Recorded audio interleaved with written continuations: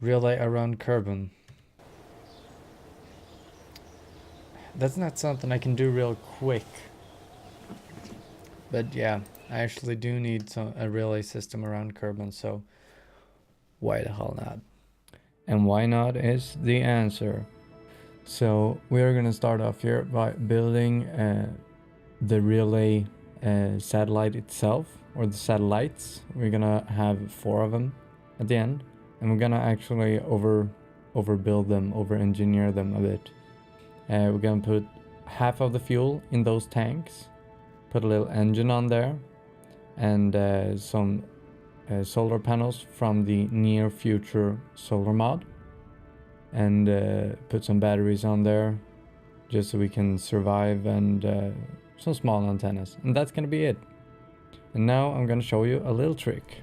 Okay, now we're gonna do a little trick here that I hope people know. If you don't know this, this is very easy and it's very good. You just reroute part by pressing 4 or this to get this, and then you put interstage nodes on, and then you can grab this and just duplicate, and now we can have 2 on. But I just realized I'm using the wrong the wrong fairing for this.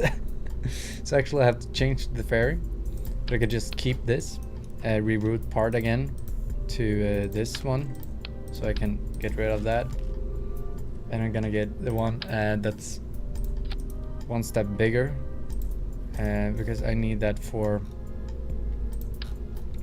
everything to work. And now you see the problem. I can only get 2 on this, and of course I want more than that, because these are actually pretty big. But that's there's another thing you can do here. You can put on a second one of these,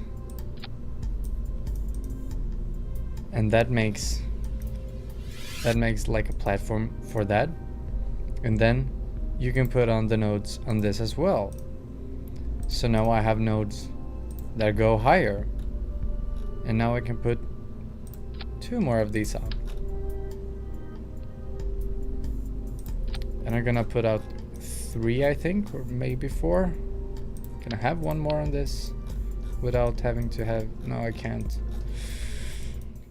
And that little trick is especially handy if you are building something like this, where you need more of the same things. And these systems are also good. You can just, if you want to build something like this and put it on a giant spaceship and send it out to Juno or something like that, you can just put a probe core with some fuel on the bottom there, and have that be its own little part of a ship, and then send these out with a small fuel tank, because you don't really need that much fuel, and you can build this way smaller, and you can have like maybe 50 relays in the space that I have this one. But of course then it's gonna be the smaller relay discs. But I actually made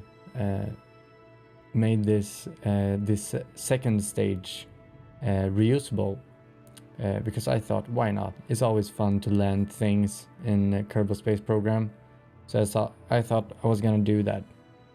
I also thought I was gonna talk a little about how we are gonna put the relays in orbit, or what orbit we're gonna put them in exactly.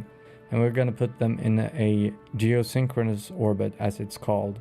And that is when you're moving around the planet, but you're focused on the same part of the planet at all times, which can be very handy in real life. Not that handy here though. But that for Kerbal, geosynchronous orbit is 2.863.333, so 2,863 kilometers. No, 2,863 kilometers, I mean. and that is very easy to get to. I'm going to show you later. And to be able to make them, those 4 go around in a nice pattern, I put them in a specific orbit that I'm going to talk a little bit more about later. But it's basically, when you get up to that point, you want your periapses to have 2 hours to get to. Or was it 4? No, 2 hours to get to. So I have a 4-hour orbit, because the orbit of a Kerbal day is about 6 hours, a little bit less. So then you get a synchronous orbit. And like I said, I'm gonna talk a little bit more about that right now. Yeah, here we have it. 2.86333. Let's decouple. Let's start this engine. Solar panels. Still, I'm not deploying them. I can actually deploy them now though.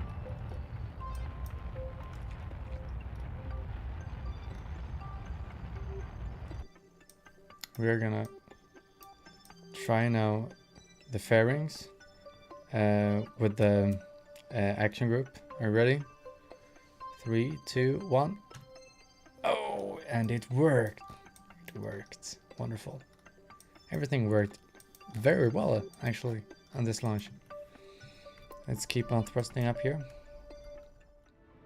And now we are gonna get to that 2.6, what was it? 2.863.333 periapses, or apoapses. And then we're gonna hire our periapses now. And I'm gonna talk a little bit more about what I'm doing and how to get to this geostationary orbit with 3 relays that I now realized. Gonna wait till this is up at 2 hours. I think that was, I was gonna do it for 4 of these. Maybe that was for 3, so just put one out in a solar orbit, if that's the case, because I'm not doing this burn again and calculating everything again.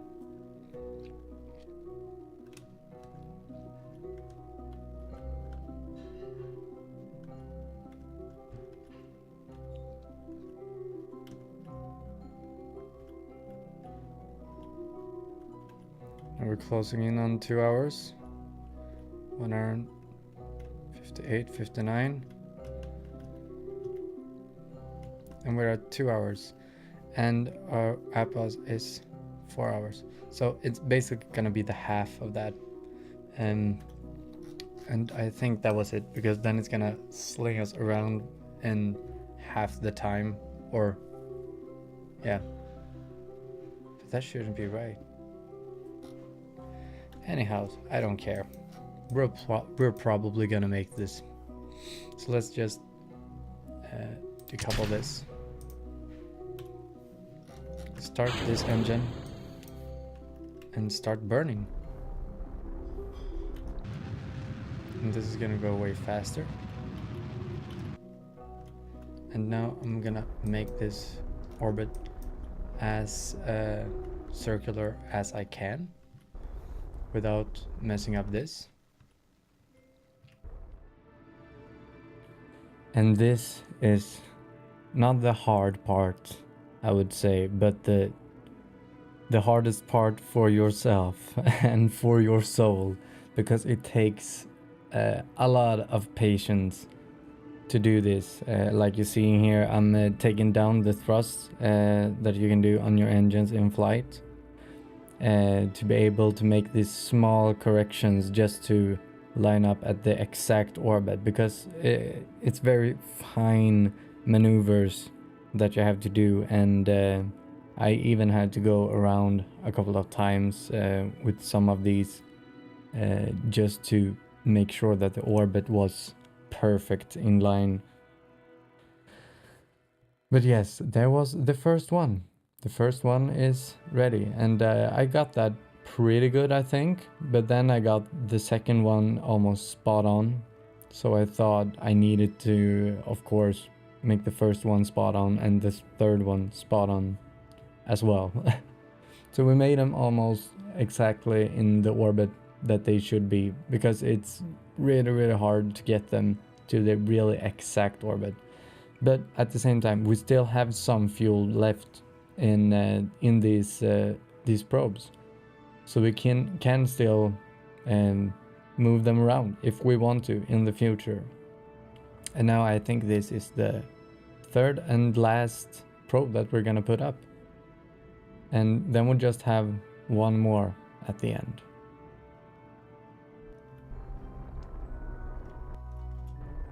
So we get this perfectly circularized as well.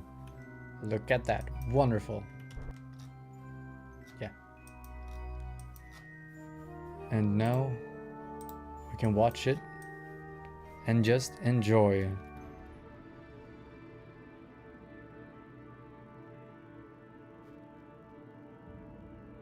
And enjoy we did. It looks really beautiful when you have that symmetric star or kind of a triangle shape that's just floating around a planet like that. It's really beautiful. But right now we are gonna try and boost ourselves out a bit so we can get this probe out to a solar orbit, and we want it to be pretty close to Kerbal still, but not that close that it gets an encounter on its other swing around. And now we are just gonna slow down this beast of a rocket that was way well over engineered and had way too much fuel. We are gonna try and land this as close to the space center as we can, of course, but that isn't always the easiest part of the mission, and you will see that now. Just hope that we don't have to use the engine, just to save as much fuel as possible, because that's really what you want if you do these in career mode. You want to save money on it. You really want to not have to use the engine during re-entry. Sometimes you can keep a lot of the fuel, and it's pretty awesome to have that extra fuel on in the tank when you land, because you can't forget, fuel is very expensive in this game. It's very expensive, and it's really good to land things with as much fuel as possible. Okay, now we actually have to burn to get ourselves down to the KSC. Okay, we're gonna land in the water again. I can make a little burn, but that's it, and now I'm gonna have to save the rest. And land we finally did, and not on the Kerbal Space Center, but close enough, so I'm gonna count this as a success. It's trying to hold me stable.